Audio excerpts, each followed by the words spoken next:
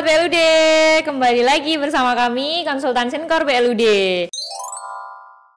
Nah, kali ini kita ada edisi spesial nih Sobat BLUD, yaitu dalam rangka memperingati ulang tahun Sinkor Indonesia yang ke-14 dan juga kemerdekaan Republik Indonesia yang ke-79. Maka dari itu semua konsultan BLUD menggunakan baju adat daerah. Say halo dulu. Halo.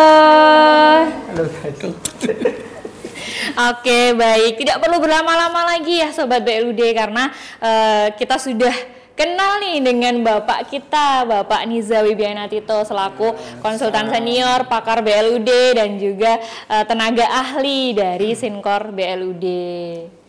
Kemudian saya juga rame-rame nih Sobat BLUD bersama dengan seluruh teman-teman di konsultan BLUD. Mungkin bisa saya hello dulu teman-teman konsultan BLUD. Ini ada Mas Musa ini. Halo Sobat BLUD. Mana ini yang lain ini? Halo. Oke.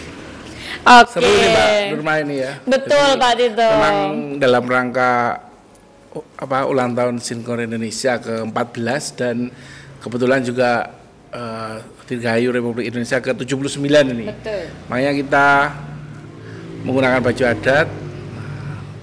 Ini juga artinya kita memang mendampingi lebih dari 1.400 seluruh Indonesia kan, dari Sabang Merauke. Ini ada mana ini? Ini adat Dayak Pak, dari Kalimantan ini. Dayak Kalimantan. Iya. Oke, ya ini ada juga pendampingan kita di Kalimantan. Kalau Mbak Nurma sendiri adat mana ini? Saya Jambi Pak, Jambi. Sumatera. Ya, betul. baru kemarin kita selesai kan ya Mas Musa ya.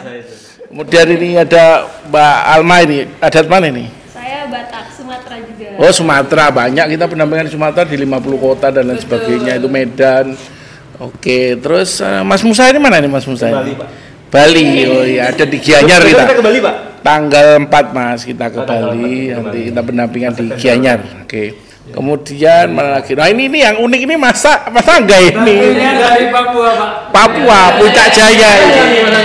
Ayo. Puncak Jaya Wijaya ini kita ke sana. Buatan dari istri sendiri loh, Mas Angga. Biasa loh. Iya, wis mantap.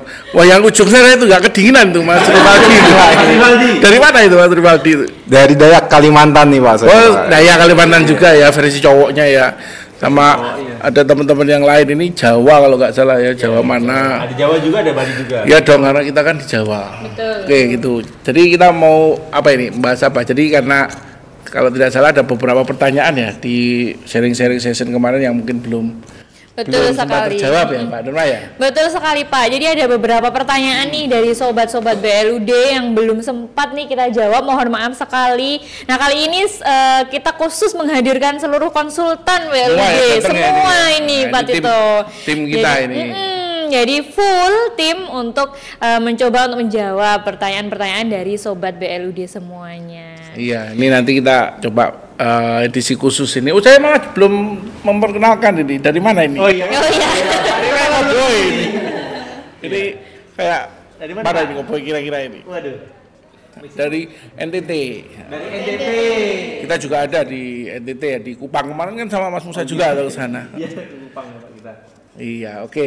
Jadi apa yang akan kita bahas ini? Temanya Mas Angga atau Mbak Nurma ini? Oke, nah dari yang kita dampingi langsung nih Pak Tito terkait dengan persiapan penerapan nih biasanya, yang seringnya tentu banyak kendala begitu nggih, baik teknis maupun non teknis di bagian penetapan BLUD-nya nih Pak. Nah, mengerucut pada biasanya penilaian, betul nggih? Ya. Nah, kalau penilaian itu nanti istilahnya jurus jitu, nah tips and trick gitu ya. Nah, ini bagus ini. Jadi kita coba sedikit ulas. Ini kebetulan teman-teman konsultan ini ada semua di sini ya. Jadi nanti bisa memberikan gambaran tentunya di persiapan. Jadi ada 3 tahap ya dalam mengimplementasikan BLUD, yaitu persiapan, kemudian penyusunan dokumen, yang ketiga penilaian. Nah, jadi persiapannya apa sih yang harus disiapkan? Tentunya yang pertama yang harus disiapkan adalah terkait dengan sosialisasi. Jadi apa yang perlu tersosialisasikan? yang perlu tersosialisasikan itu adalah ya kalau saya bilang apa, mengapa, dan bagaimana ya. Apa sih BLUD itu sesungguhnya? Nah itu yang sudah beberapa episode kita bahas toh Mas Musa di podcast sebelumnya udah ada ya. Ya untuk ini Pak, untuk apa sih namanya? Sosialisasi untuk sepemahaman. Jadi Harmonisasi. istilahnya. Betul. Harmonisasi antara pemerintah daerah dan juga dari apa itu BLUD seperti itu tahapan-tahapannya. Betul. Jadi istilahnya memahami apa itu BLUD dan mengapa BLUD dan bagaimana BLUD. Nah, itu yang perlu tersosialisasikan sehingga kemudian untuk persyaratan tentunya kita merujuk kepada dokumen ya. Dokumen. Jadi kita dokumen ada beberapa persyaratan, ada 6 syarat dokumen ini yang perlu disusun oleh UPT. Jadi untuk sebelum menyusun dokumen tentunya perlu dipersiapkan kelompok-kelompok kerjanya terlebih dahulu Mbak supaya lebih fokus terukur. Nah, jadi kalau di sini yang sering jadi ada 6 itu kan ada surat. Kemudian Pokja tata kelola siapa yang biasa tata kelola di sini? Mbak Alma ya, yang spesialis tata kelola ya. Spesialis tata kelola. Kemudian ada SPM, standar pelayanan minimal. Ini siapa yang biasa pegang ini SPM? Mbak Putri dengan Mbak Dwi ini. Mbak Putri sama Mbak Dwi ya. Mbak Sani juga. Oh ya, oke. Kemudian ada Renstra, rencana strategi. Ini kalau Mas Musa sama Mas Rivaldi ya. Ini ya. Betul. Oke, terus kemudian laporan keuangan. Nah ini ada Mbak Ervin sama Mbak Dwi lagi. ya. Lagi ya. Mbak Dwi ini sama jagat apa gimana ya? Iya. Ya karena kita ini orang-orang akuntansi semua ya. Jadi memang core kita di keuangan, jadi manajemen keuangan dan manajemen akuntansi. Kemudian ada surat-surat itu sendiri. Nah, saya sendiri juga sering sebagai tim menilai di beberapa daerah. Nah, jadi setelah disiapkan, apa yang disiapkan tadi pokjanya disiapkan, kelompok kerja, tentunya di kolaborasi antara UPT dengan dinas. Nah, jadi siapa aja sih? Nah, coba kita ulas yang di tata kelola. Di tata kelola itu dari UPT sama dinas itu bagian apa yang terlibat ya? Biasanya. Kelembagaan. Bagian kelembagaan itu siapa ya? Yang pegang Kasubag TU kalau nggak salah ya. Kasubag TU ya? Iya. Nah, Kasubag TU. Itu Kasubag TU di UPT sendiri dan mungkin di bidang di dinas ya. Dinasnya juga ya terlibat.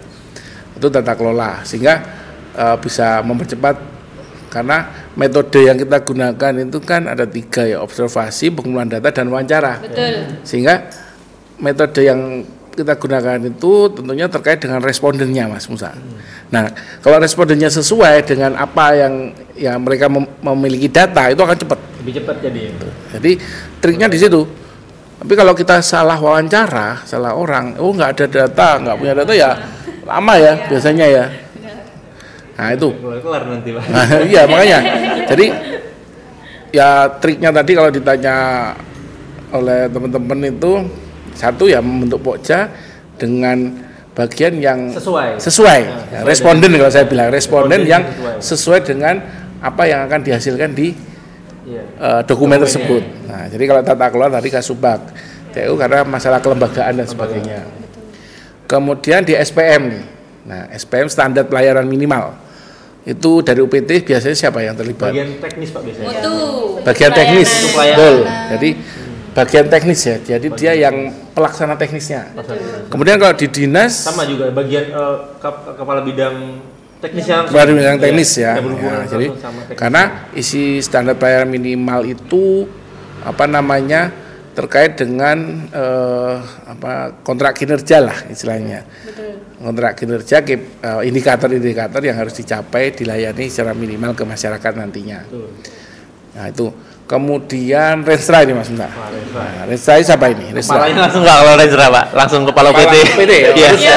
Udah biasa ya sama harus kepala PT. Berarti ya Mas Musa ya. Kepala PT dan juga kalau dari dinasnya itu sekretaris dinas. Sekdis ya. Ya. Oke, berarti memang kepala perlu terlibat karena Renstra itu terkait dengan rencana strategi 5 tahun ke depan sehingga ini melibatkan stakeholder atau para pimpinan di UPT dan dinas tersebut. Betul. Jadi perlu terlibat yaitu kepala UPT dan sekdin biasanya ya. Oke. Nah, yang berikutnya laporan keuangan nih. Nah, laporan keuangan itu siapa? Tentu bagian keuangan. Bagian keuangan, bendahara. Pasti. Karena bendahara yang megang data pendapatan dan belanja selama ini. Ya itu. Kemudian kalau surat-surat mah ya gampang lah ya. Surat itu siapa aja ya. Masuk ke tata kelola Pak. Oh, biasanya dijadikan satu sama tata kelola. Ya, karena kan satu-satu administratif juga. Ya, gitu. Jadi dengan pembentukan Pokja yang tepat dan didampingi oleh kita. Jadi walaupun kita ini tadi ada spesialis, tentunya semua menguasai hal yang sama. Nah, jadi kita di sini teman-teman itu menguasai hal yang sama. Mas Musa memang spesialis di restoran tapi menguasai laporan keuangan, SPM, tata kelola. Jadi kita hanya kadang bertukar-tukar ya Mas Musa ya. Ya, bertukar-tukar. Sesuai Pokja Pak istilahnya. Nah, sesuai Pokja. Jadi itu langkah pertama, persiapan. Jadi mempersiapkan Pokja yang tepat dalam hal pengumpulan data, observasi dan wawancara nanti. Betul. Nah, itu yang pertama ya, langkah pertama. Nah, setelah itu, baru dibuatkan jadwal rutin. Nah, dalam hal pengumpulan kita menggunakan mungkin hybrid ya. Jadi offline dan online lah. Nah, mungkin kita 70%-nya online, 30% itu offline. Nah, jadi kita menggunakan fasilitas Zoom, media telepon juga, kemudian email dan sebagainya. Nah, itu dilaksanakan rutin ya sesuai dengan timeline. Kita biasanya nyusun itu berapa lama? Kalau nyusun dokumen 3 bulan. 3 bulan ya, standarnya ya. Standarnya 3 sampai 4 bulan ya, tergantung instansinya masing-masing. Kalau instansi puskesmas mah sebulan jadi ya. Karena sudah banyak kalau puskesmas. Contohnya banyak. Kalau ada beberapa yang berbeda itu yang mungkin perlu dilakukan kajian lebih dalam kan. Jadi 3 sampai 4 bulan. Nah, itu rutin bisa diadakan setiap minggu kita ketemuan ya lewat via online ya, lewat via Zoom, setiap minimal 1 minggu sekali atau 2 minggu sekali dalam hal pengumpulan. Jadi metodenya misalnya minggu ini berjumpa mengumpulkan data, wawancara, kemudian kita kompilasi atau kita susun dulu, kita olah, kita analisa, kita olah data, kita susun. Minggu depan 2 minggu kan per 2 minggu ya misalnya. Nah, itu ketemu lagi untuk pilihan data yang kurang ya, pilihan data yang kurang dan menyampaikan apa yang sudah kita olah. Begitu seterusnya. Nah, sampai bulan keempat. Nah, keterlibatan saya sebagai tenaga ahli di sini di awal, tengah dan akhir biasanya. Jadi memastikan proses ini sesuai dengan prosedur dan aturan-aturan yang berlaku di PLUD. Nah, itu. Jadi sudah masuk dalam penyusunan, tadi persiapan terus penyusunan. Nah, gitu selama 3 sampai 4 bulan. Tapi kita pernah nyusun cuman sebulan ya. Sebulan lah itu. Yang Jambi apa ya kalau nggak salah? Jambi. Iya. Nah, itu padahal ya agak cukup unik ya, Jambi itu baru ya. Baru tapi ya. Tapi sukses Pak yang itu Pak. Ya alhamdulillah mereka diterima ini jadi PLD. Alhamdulillah. Jadi ya sebenarnya standar memang 3 sampai 4 bulan. 1 bulan itu tentunya ada hal-hal yang kita harus menggunakan data-data sekunder. Jadi tidak semua data primer nanti. Nah, yang penting dapat dipertanggungjawabkan dan sesuai dengan peraturan perundang-undangan yang berlaku. Nah, itu yang penting. Oke, jadi penyusunan dokumen seperti itu kita lakukan timeline terus ketemuan karena poin penting yang itu kan di datanya di mereka. Kita itu kan sebenarnya tukang ketik toh, Mas. Cuman tukang ketik ya istilahnya, kompilasi. Istilahnya mereka memberi bahan, kita yang ngurus dapurnya. Kita menyajikan nanti. Yang masak, kita menyajikan. Ya. Istilahnya kalau kita mereka menyediakan bahannya, kita menyajikan makanan hidangannya seperti itu. Betul. Jadi kalau bahannya itu enggak ada ya bingung. Susah. Nah, kalau kurang garamnya? Nah, iya kan sering juga ya yang beberapa kali itu datanya kurang lengkap ya. Kurang lengkap gitu Pak. Jadi agak sulit kita menyusun dokumennya kalau kayak gitu. Iya, karena ya itu yang tadi saya bilang akhirnya apa yang kita lakukan? Kita nggak bisa ngawur, tapi menggunakan data sekunder. Data sekunder itu apa? Membandingkan dengan layanan-layanan yang sejenis. Jadi kita buka dapur kita ini, ya nggak apa-apa. Jadi membandingkan spill ya Pak ya, spill. Data sejenis. Nah, tantangannya itu yang menarik kalau nggak ada yang sejenis. Nah ini itu dia Pak. perlu Riset lagi lah riset kita. yang lebih dalam lagi. Soalnya kalau nggak ada yang sejenis ya pasti akan lebih sulit nanti mencarinya. Oke, nah, setelah penyusunan, nah kemudian dokumen siap. Nah ini yang ketiga, tim penilai, Mas. Nah ini tim penilai memang sampai saat ini saya sendiri yang sering masuk sebagai tim penilai, karena tim penilai sana memang bisa dimasukkan sebagai tim penilai yaitu tenaga dari luar. Gitu. Nah, tapi sebelum kita nilai, kita lakukan self assessment. Betul ya. Nah, loh mungkin berpikir Mas Musa buat Renstra terus dinilai sendiri, betulnya bagus loh. Enggak. Kita switch, mungkin misalnya Mas Musa ini membuat Renstra, terus Mbak Alma membuat tata kelola, itu nanti bertukar. Renstra direview oleh Mbak Alma, tata kelola direview oleh Mas Musa. Begitu seterusnya, sehingga kita tetap berusaha memaksimalkan objektivitas dalam hal penilaian. Nah, agar pada saat berhadapan dengan tim penilai, kita bisa bercerita ke UPT, berhadapan ke tim penilai itu lebih percaya diri lah, paling enggak ya ini memang ini hasil kerja maksimal, maksudnya dokumennya yang akan dinilai nanti. Nah, kemudian setelah kita assessment, dokumen kita berikan, nah teman-teman dari dinasnya yang akan mengumpulkan tim penilai, membuat SK tim penilai, kemudian diadakan acara. Jadi kan ada SE Mendagrinya itu, nah diadakan instrumen penilaian kan, diadakan penilaian, nah kemudian dinilai lah semua dokumen tadi tersebut. Nah itu biasanya ya triknya juga mendatangkan, yaitu tadi saya sebagai pendamping sekaligus ke tim penilai itu membantu menjelaskan.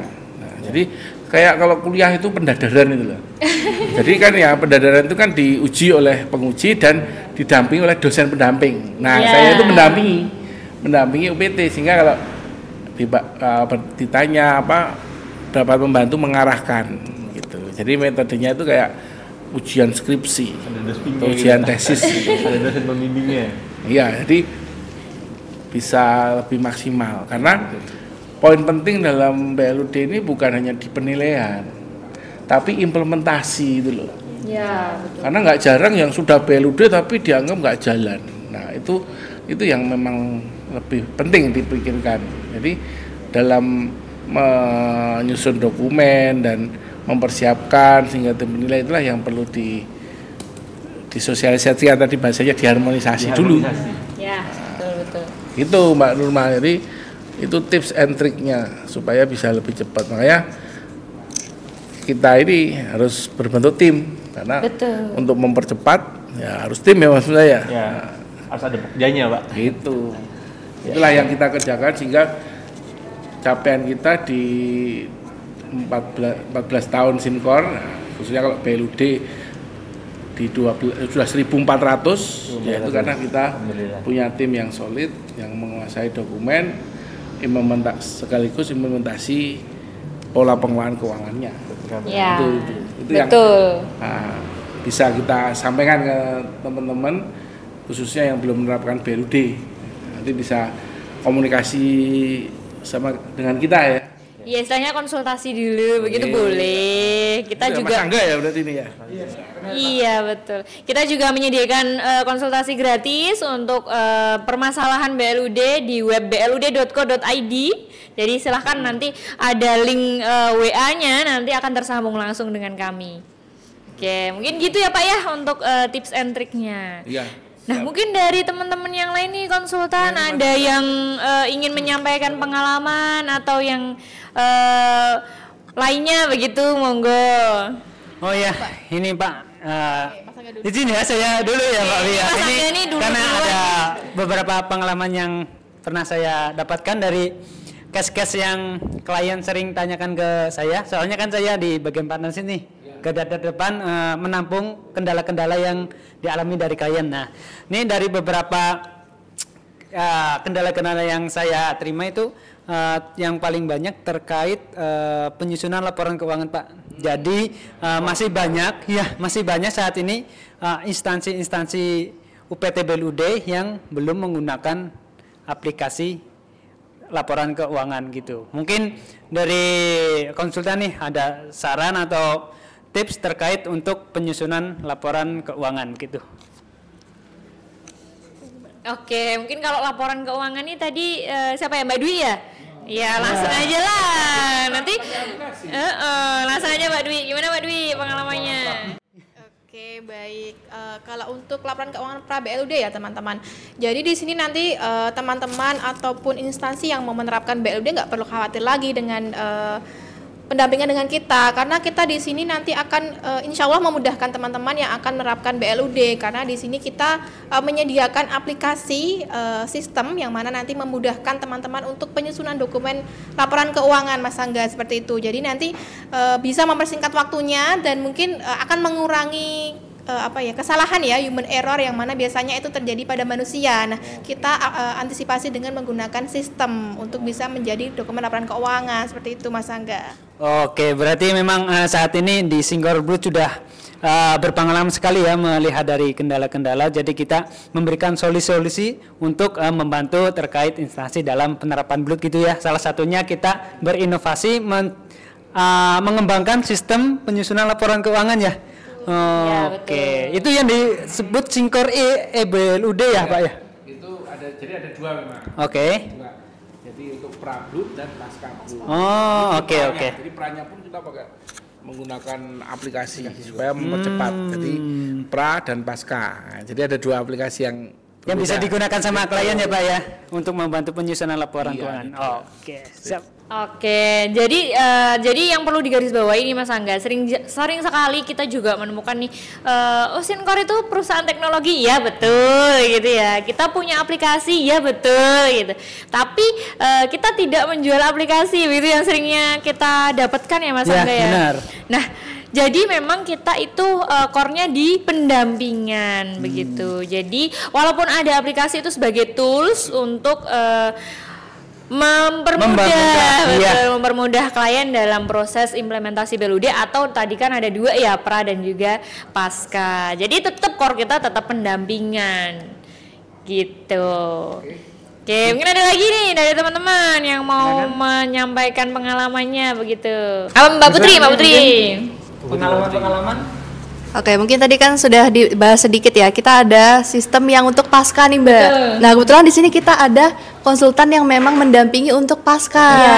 Iya, ada Mbak Rahma di sini. Jadi ketika sudah menerapkan BLUD, ada kewajiban ya Mbak untuk menyusun laporan keuangan nanti endingnya. Nah, itu kita juga mendampingi memakai sistem ya. Jadi tulisnya memakai sistem dan didampingi oleh konsultan yang kita sebut FSC, Financial Service Consulting. Betul. Mungkin Mbak Rama mau menambahkan nih gimana sih ketika mendampingi klien gitu, Mbak?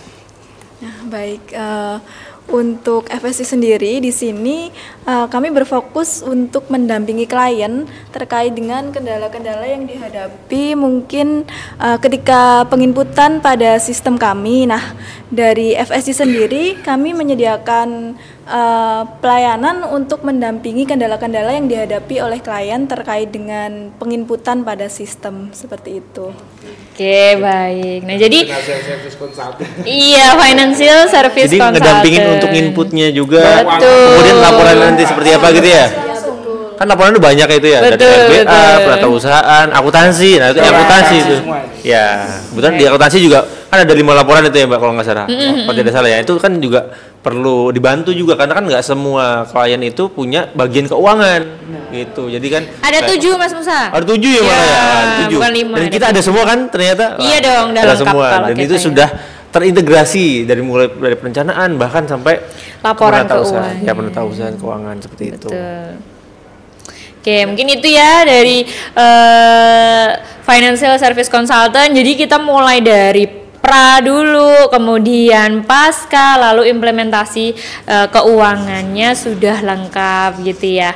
Nah, untuk teman-teman yang lain mungkin ada yang ini sampaikan nih, Mas Rivaldi nih kayaknya kok sudah terlalu banyak Kayak kedinginan begitu ya. Oh iya. Kostum. Agak nge-freeze. Iya. Oke, Mas Rivaldi mungkin bisa diceritakan nih gimana selama ini menyusun kita juga ada kajian kelayakan ya Pak ya. Nah, ini nih Mas Rivaldi juga nih biasanya yang menyusun. Nah, mungkin bisa diceritakan sedikit Mas Rivaldi penyusunan kajian kelayakan itu nanti seperti apa khususnya untuk BLUD. Oke. Kalau kajian kelayakan itu biasanya pertama kita melakukan koordinasi dulu dengan tim UPT-nya. Itu koordinasi mengenai apa potensinya dan kemudian apa yang dapat dikembangkan, dan juga biasanya kita akan melakukan analisis juga nih kira-kira apa sih dari potensi itu, apakah akan menimbulkan masalah dan apakah masalah tersebut dapat kita atasi melalui pelayatan yang akan dilakukan oleh UPT, biasanya seperti itu. Dan untuk UPT sendiri itu biasanya mereka pasti akan bekerja sama dengan kami untuk bisa melakukan pelayanan tersebut dan juga bekerja sama dengan dinasnya masing-masing, seperti itu kalau untuk kelayakan. Terima kasih. Oke, terima kasih Mas Rivaldi. Mungkin itu ya dari sharing pengalaman kami yang sedikit nih dari special edition kali ini. Nah, untuk teman-teman terima kasih juga sudah hadir, dan khususnya Pak Tito, terima kasih Pak Tito sudah hadir bersama kami. Mudah-mudahan semakin banyak BLUD yang bermunculan di Indonesia. Harus itu Pak, karena fleksibilitasnya banyak sekali ya Pak ya untuk menerapkan BLUD.